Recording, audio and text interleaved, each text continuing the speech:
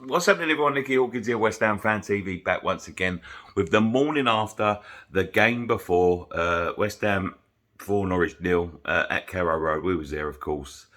Um, After the week we had, we needed that, to be quite honest. It was a stroll in the park, really. Norwich are.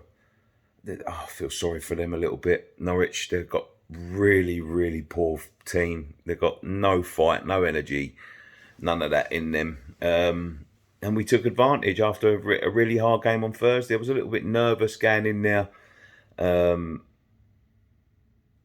because sometimes when they got relegated last week, didn't they, Norwich? And sometimes when a team get relegated, all of a sudden they start to pick up some results. And after Manchester United left the door open for us on what did they play? Saturday? I can't remember.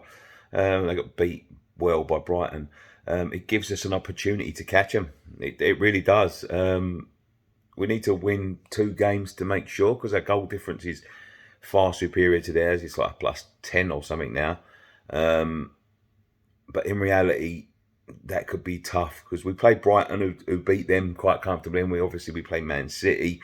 But they've only got 1 game left, and we've got 2. So yeah, the door's open. The door's open for us. Obviously, after that disappointing Europa League exit the other night, we just want to make sure we get into some European competition next season. I think that win pretty much guaranteed that we will be playing some European competition next year. I think we probably need another point or two, 3. You can't get 2, to really make sure. But in essence, Wolves' games, unless something really drastic happens, it looks like we've at least secured Europa Conference, which is good. Which it's okay to be playing in some sort of European competition.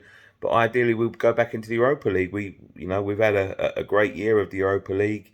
We know what it's all about now, and I'm sure if we can get some signings in over the summer, get rid of some of the deadwood, we can be a little bit more competitive. Not that we weren't competitive this year, but you want to.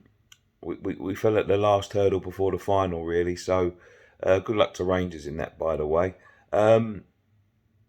So yeah, I mean, looking back, we're reflecting. We haven't been fantastic in the league since probably November. I think we've only won 8 games or 9 games or something like that, which is not ideal. But it just shows you how poor the league's been this year, when you've got sort of all of these teams. I mean, it was only up to a few weeks ago we could have still clinched top 4, but everyone's been a bit poor this year, apart from the top 2. But it's been a good season, and it's a season I didn't really expect in terms of finishing in this position. I thought we might finish a bit lower. And the boys, as I said, have done us all proud. We've literally rotated 17 or 18 players around all year, and not much. And the boys have given it their all. We've got a big summer ahead of us, of course. But let's give Martin Nobles a send off he deserves, and at least get us back into the Europa League, so we can go and enjoy that again next year. But all in all, I'm very happy with the performance yesterday. Didn't really get out of second gear, to be honest with you, and didn't need to with the poor Norwich side. But you can only beat what's put in front of you. As I said, we'll be building up towards Manchester City.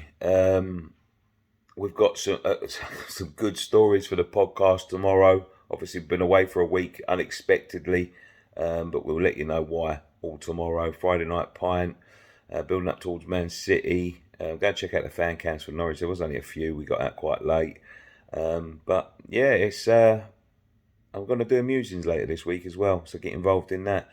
But all in all, a good afternoon, a good afternoon's work. Very happy this morning, and yeah, let's get onto these last 2 and get over this hurdle. One thing left to say: go on, you irons.